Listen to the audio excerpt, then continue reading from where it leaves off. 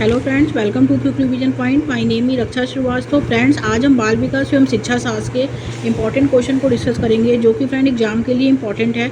Start करते हैं। First question है, निम्न में से कौन से संवेगात्मक विकास का हिस्सा है?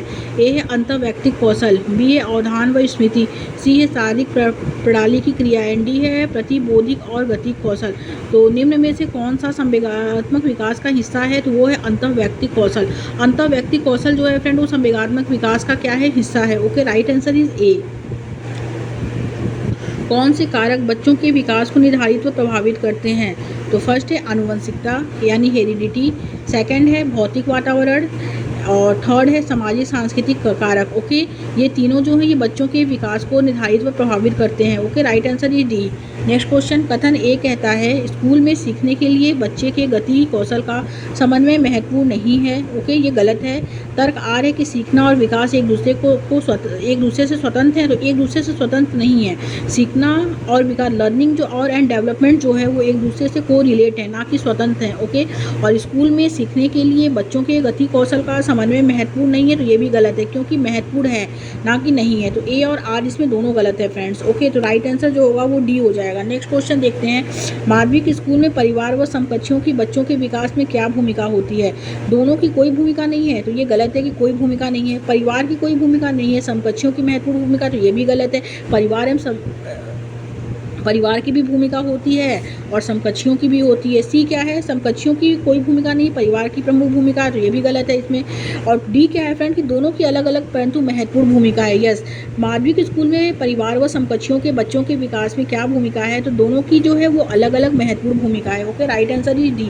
नेक्स्ट क्वेश्चन है फ्रेंड्स की एक विद्यार्थी शाब्दिक कथन के तर्क को बिना वास्तविक परिस्थिति से संबंधित किए विवेचित कर लेता है। पियाजे के अनुसार विद्यार्थी संज्ञानात्मक विकास की किस अवस्था में है? तो ए है औपचारिक संक्रियात्मक अवस्था, बी है पूर्व संक्रियात्मक अवस्था, सी है मूल संक्रियात्मक अवस्था, डी है संवेदी संक्रियात्मक अवस्था। तो एक विद्यार्थी शाब्दिक अर्थ के तर्क को बिना वास्तविक परिस्थिति से संबंधित किए विवेचित कर लेता है। पियाजे के अनुसार विद्यार्थी संज्ञानात्मक विकास की किस अवस्था में है? तो वो है औपचारिक संक्रियात्मक अवस्था, यानी कि जीन पियाजे के फोर्थ स्टेज में। जीन पियाजे का फोर्थ स्टेज जो है वो फॉर्मल ऑपरेशनल स्टेज है, जिसे हम औपचारिक संक्रियात्मक अवस्था या मूल संक्रियात्मक अवस्था कहते हैं। ओके, तो करेक्ट आंसर जो होगा फ्रेंड वो ए हो जाएगा। नेक्स्ट क्वेश्चन है, जीन पियाजे के अनुसार बच्चों की सोच वयस्कों से जो होती है गुणात्मक रूप से भिन्न होती है। ओके, तो राइट आंसर जो होगा वो ए हो जाएगा।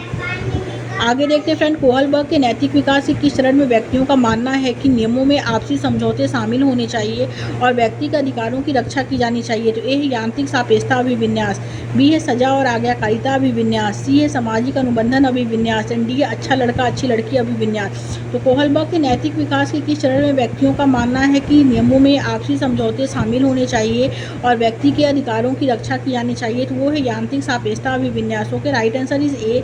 ले वाइगोस्की ने जो है वो सामाजिक सांस्कृतिक सिद्धांत में प्रस्तावित किया कि सीखना जो है ज्ञान के सह निर्माण की प्रक्रिया है। राइट आंसर इज बी हो जाएगा। नेक्स्ट क्वेश्चन, निम्न में से क्या ले वाइगोस्की के सिद्धांत का उपयुक्त कक्षागत निहितार्थ है? तो कक्षागत निहितार्थ जो है फ्रेंड वो बच्चों से अपेक्षा रखनी चाहिए कि वे पूर्ण रूप से खुद से चीज़ों को खोज पाएंगे। बी है बच्चों में वांछनीय व्यवहार को बढ़ावा देने के लिए उन्हें इनाम देने चाहिए। सी है बच्चों में अवांछनीय व्यवहार को कम करने के लिए सजा देनी चाहिए। डी है बच्चों का सीखने में मार्गदर्शन व सहायता करनी चाहिए। तो ले वाइगोस्की के सिद्धांत का जो उपयुक्त कक्षागत निहितार्थ है फ्रेंड वो है बच्चों का सीखने में मार्गदर्शन व सहायता करनी चाहिए। ओके, राइट आंसर ही डी हो जाएगा। नेक्स्ट क्वेश्चन देखते हैं, रोमा जयप्रीत को एक पासवर्ड पहेली सुलझाने में संकेत व इशारे देकर मदद करती है जब तक जसप्रीत उसे करने में बेहतर न हो पाए। रोमा का धीरे धीरे कर अपनी मदद करना निम्न में से किसका उदाहरण है? तो वो है फ्रेंड पहाड़ का उदाहरण है। Okay, right answer is a हो जाएगा। नेक्स्ट क्वेश्चन, कथन ए कहता है एक प्रगतिशील कक्षा में शिक्षिका को होना चाहिए और बच्चों को नियंत्रण में रखना चाहिए। तो ये गलत है। एंड तर्क आर है कि बच्चे तभी सीखते हैं जब शिक्षक उन पर पूर्ण रूप से नियंत्रण रखते हैं। तो ये भी गलत है। तो ए और आर इसमें दोनों गलत है। राइट आंसर ही डी हो जाएगा फ्रेंड्स। नेक्स्ट क्वेश्चन है, फिल इन दी ब्लैंक्स वाले व्यक्ति पहले अपने पूर्व ज्ञान के आधार पर संबंध बनाने में सक्षम होते हैं और विचारों के बीच वर्गीकरण पेंटिंग और संबंधों को गहराई से देख पाते हैं। तो वो कौन सी बुद्धि है? तो वो तर्क गणितीय बुद्धि है। Right answer is a. Next question, सह शिक्षा कक्षा में शिक्षकों लड़कों के लिए एक शिक्षक की टिप्पणी बहादुर बनो और लड़कियों की तरह कमजोर व्यवहार मत करो किसको बढ़ावा देता है? तो वो जेंडर रूढ़िवादिता को बढ़ावा देता है। ओके, राइट आंसर जो होगा फ्रेंड वो बी हो जाएगा। नेक्स्ट क्वेश्चन देखते हैं, निम्न में से कौन सतत एवं समग्र मूल्यांकन के प्रमुख लक्षण है? तो ए है इसका प्राथमिक उद्देश्य विद्यार्थियों का पृथक्करण व नामीकरण है, तो ये गलत है। सेकंड, यह शिक्षकों को अपने शिक्षा शास्त्र में मदद करने के अवसर देता है, करेक्ट है। थर्ड है फ्रेंड, यह मूल्यांकन को सीखने का हिस्सा मानता है, ये भी करेक्ट है। ओके, लेकिन यह डर और चिंता पैदा करके सीखने को बढ़ावा देता है, तो ये गलत है। ओके, तो राइट आंसर फ्रेंड सी हो जाएगा, दूसरा और तीसरा। नेक्स्ट क्वेश्चन, निम्नलिखित में से कौन सा प्रश्न समालोचनात्मक चिंतन को बढ़ावा देता है बजाय कि सूचनाओं के मात्र प्रत्याय स्मरण को? ये आखिरी जनगणना किस वर्ष में हुई थी? बी है फ्रेंड, महात्मा गांधी का जन्म कहाँ हुआ था? सी है, भारत के प्रथम राष्ट्रपति कौन थे? डी है, समाज के लोकतांत्रिक आदर्शों को बढ़ावा कैसे दिया जा सकता है? राइट आंसर डी हो जाएगा फ्रेंड, समाज में लोकतांत्रिक आदर्शों को बढ़ावा कैसे दिया जा सकता है। नेक्स्ट क्वेश्चन, वांछित समूहों के विद्यार्थियों के समावेश को सफल बनाने के लिए शिक्षकों को ए अलग अलग प्रकार की गतिविधियों के माध्यम से उनकी संस्कृति के विभिन्न पहलुओं को शामिल करना चाहिए। बी है, उन्हें सांस्कृतिक गतिविधियों में भाग लेने के लिए हतोत्साहित करना चाहिए और पढ़ाई पर ध्यान देने के लिए कहना चाहिए। सी है, उन्हें सांस्कृतिक गतिविधियों में भाग लेने के लिए प्रोत्साहित करना चाहिए परंतु पढ़ाई पर नहीं। एंड डी है, प्यार से उनके माता पिता को उन्हें घर पर ट्यूशन पढ़ाने को कहना चाहिए। तो राइट आंसर जो होगा फ्रेंड वो ए हो जाएगा कि अलग अलग प्रकार की गतिविधियों के माध्यम से उनकी संस्कृति के विभिन्न पहलुओं को शामिल करना चाहिए। Okay, right answer is a. Next question है, समावेशी शिक्षा की प्रमुख शिक्षा शास्त्रीय रणनीति क्या है? ए है सहयोग, बी है पृथक्करण, सी है नकारात्मक भेदभाव, डी है नामीकरण। तो राइट आंसर इज ए हो जाएगा फ्रेंड, सहयोग है। नेक्स्ट क्वेश्चन, एक शिक्षक को वंचित समूहों के विद्यार्थियों के समावेशन के लिए क्या करना चाहिए? ए, एक ऐसी कक्षा नीति का निर्माण करना चाहिए जहाँ पर व्यक्तिगत विविधताओं को स्वीकारा जाए और प्रत्येक बच्चे को महत्व दिया जाए। ओके, बी है, बच्चे की शैक्षणिक क्षमताओं की पहचान करके समान क्षमताओं वाले बच्चों के समूह बनाए जाएं। सी है, बच्चों को उनकी जाति के आधार पर अलग अलग समूहों में बांटा जाए। एंड डी है, उन्हें पाठ्य पुस्तक आधारित ज्ञान का पुनरुत्पादन करने के लिए बढ़ावा दिया जाए भले ही वह उनके लिए अर्थहीन हो। एक शिक्षक को वंचित समूहों के विद्यार्थियों के समावेशन के लिए क्या करना चाहिए? उन्हें एक ऐसी कक्षा नीति का निर्माण करना चाहिए जहाँ पर व्यक्तिगत भिन्नताओं को स्वीकारा जाए और प्रत्येक बच्चे को महत्व दिया जाए। Okay, right answer is a.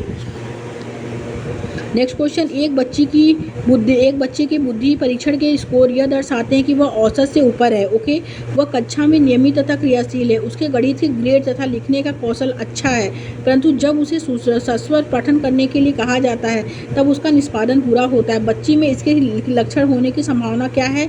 तो वो जो है वो है ए है डिस्ग्राफिया। तो डिस्ग्राफिया जो होता है वो लिखने से संबंधित होता है। बी है डिस्कैलकुलिया, ये गणित से संबंधित होता है।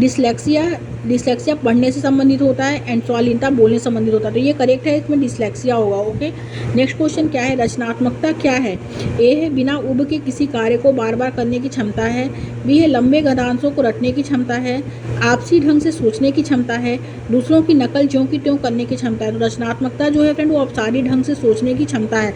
Right answer is C. Next question, सामाजिक रचनात्मक परिप्रेक्ष्य में सीखने को किस प्रकार देखा जाता है? ए है, सक्रिय और सामाजिक प्रक्रिया के रूप में। बी है, ज्ञान के निष्क्रिय अर्जन की प्रक्रिया।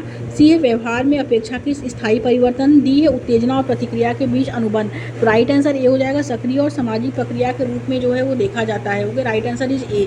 नेक्स्ट क्वेश्चन, आंतरिक अभिप्रेरणा का उदाहरण क्या है? ए है, प्रथम पुरस्कार पाने के लिए पढ़ना। बी है, अपनी उत्सुकता की संतुष्टि के लिए सीखना। सी है, सराहना पाने के लिए काम पूरा करना। डी है, साइकिल पाने के लिए प्रथम आना। तो आंतरिक अभिप्रेरणा जो है फ्रेंड वो है अपनी उत्सुकता की संतुष्टि के लिए सीखना। Right answer is B. Next question, कथन ए कहता है फ्रेंड्स की प्रभावी शिक्षण में छात्रों के साथ सकारात्मक संबंध बनाना और उनकी भावनात्मक ज़रूरतों को महत्व देना चाहिए। यस, करेक्ट है। और भावनाएं और सीखना परस्पर संबंधित है। यस, ये भी करेक्ट है। तो ए और आर इसमें दोनों सही है और आर जो है वो ए की सही व्याख्या भी करता है। ओके, तो राइट आंसर जो होगा फ्रेंड वो ए हो जाएगा इसमें। नेक्स्ट क्वेश्चन देखेंगे, महारत उन्मुखी विद्यार्थी कैसे होते हैं? महारत उन्मुखी विद्यार्थी जो होते हैं, ए है, सीखने के लिए लक्ष्य तय करते हैं। यस, ये करेक्ट है। बी है, मानते हैं कि क्षमता स्थिर व स्थायी है। तो ये गलत है। ओके, और थर्ड क्या है, बहुत ही आसान लक्ष्य करते हैं या कोई लक्ष्य तय ही नहीं करते। तो ये भी गलत है। ओके, और फोर्थ क्या है, अपने सीखने को सुसाध्य करने के लिए दूसरों की सहायता व मदद लेते हैं। यस, महारत यानी मास्टर ओरिएंटेड स्टूडेंट जो होते हैं वो सीखने के लक्ष्य तय करते हैं और अपने सीखने को सुसाध्य करने के लिए दूसरों की सहायता व मदद लेते हैं। तो ए फर्स्ट एंड फोर्थ इसमें करेक्ट है। ओके, राइट आंसर फ्रेंड सी हो जाएगा। आगे देखेंगे, बच्चों के द्वारा प्रश्न को नज़रअंदाज करना चाहिए। बी है उन्हें सज़ा देनी चाहिए, उन्हें सज़ा होनी चाहिए। सी है की अनुमति नहीं दी जानी चाहिए। डी को प्रोत्साहित किया जाना चाहिए। तो बच्चों के द्वारा प्रश्न पूछने को प्रोत्साहित किया जाना चाहिए। Okay, right answer is D. Next question, विद्यार्थी प्रभावी तरीके से तब सीखते हैं जब शिक्षक ए है उनसे किसी प्रकार की अपेक्षाएं नहीं रखते हैं। बी है उनसे बहुत कम स्तर की अपेक्षाएं रखते हैं। सी है उन्हें किसी तरह की स्वायत्तता प्रदान नहीं करते हैं। डी है खोज अधिगम द्वारा अन्वेषण की प्रक्रियाओं पर ध्यान देते हैं। तो विद्यार्थी प्रभावी तरीके से तब सीखते हैं जब शिक्षक जो है खोज अधिगम द्वारा अन्वेषण की प्रक्रिया पर ध्यान देते हैं। ओके, राइट आंसर जो होगा फ्रेंड वो डी हो जाएगा। आगे देखते हैं, शिक्षण अधिगम प्रक्रिया के दौरान शिक्षक द्वारा बच्चों को लगातार नए अन्वेषण, खेल और विभिन्न व्यापारिक गतिविधियों के माध्यम से नया ज्ञान के सृजन के लिए प्रोत्साहित किया जाता है। यह उदाहरण क्या है? तो ए फर्स्ट है एक प्रगतिशील कक्षा का जिसमें बच्चे को करके सीखने का अवसर एवं उनकी सक्रिय भागीदारी। ओके, एंड सेकंड है फ्रेंड इसमें कि परंपरागत कक्षा का जिसमें शिक्षण अधिगम प्रक्रिया में शिक्षक की सक्रिय भागीदारी। एंड थर्ड है एक ऐसी कक्षा जिसमें शिक्षक के किताबी ज्ञान से अलग हटकर बाल केंद्रित विधियों से अधिगम करने को महत्व देता है। एंड फोर्थ है एक ऐसी कक्षा जिसमें शिक्षक को अधिगम कराने के अन्य तरीकों की जानकारी नहीं है। तो पहला और जो होगा इसमें पहला और दूसरा इसमें करेक्ट है। ओके, तो राइट आंसर जो होगा फ्रेंड वो बी हो जाएगा। नेक्स्ट क्वेश्चन देखते हैं। अभिकथन ए कहता है कि शिक्षार्थी के विविध प्रकार के समूह को पढ़ाते समय शिक्षक को उनके सामाजिक और सांस्कृतिक संदर्भ के बारे में किसी भी तरह की चर्चा नहीं करनी चाहिए। तो ये गलत है। और तर्क आर कहता है कि सामाजिक और सांस्कृतिक संदर्भ अधिगम में किसी भी प्रकार की भूमिका नहीं निभाते हैं। तो ये भी गलत है। ए और आर इसमें फ्रेंड दोनों गलत है। ओके, तो राइट आंसर जो होगा वो डी हो जाएगा। नेक्स्ट क्वेश्चन, छात्रों के बीच गहरी संप्रदायात्मक समझ को विकसित करने के लिए एक शिक्षक को जो है संसाधन के लिए प्रावधान करना चाहिए जिससे करके सीखने को सुसाधित किया जा सके। ओके, राइट आंसर सी हो जाएगा। नेक्स्ट क्वेश्चन देखते हैं फ्रेंड्स कि विविध भौतिक शिक्षण सामग्री का उपयोग करने से बच्चों को सीखने की अवधारणाओं में किस क्रम में मदद मिलती है। ए है ठोस से अमूर्त, बी है अपरिचित से परिचित, सी है उच्च क्रम से निचले क्रम, एंड डी है जटिल से सरल। राइट आंसर जो होगा फ्रेंड इसमें कि विविध भौतिक शिक्षण सामग्री का उपयोग करने से बच्चों को सीखने की अवधारणाओं में किस क्रम में मदद मिलती है। तो वो मिलती है अपरिचित से परिचित। ओके, राइट आंसर जो होगा फ्रेंड वो इसमें होगा ए, ठोस से अमूर्त जो है वो मदद मिलती है। Okay, right answer is a हो जाएगा इसमें। Thank you friends.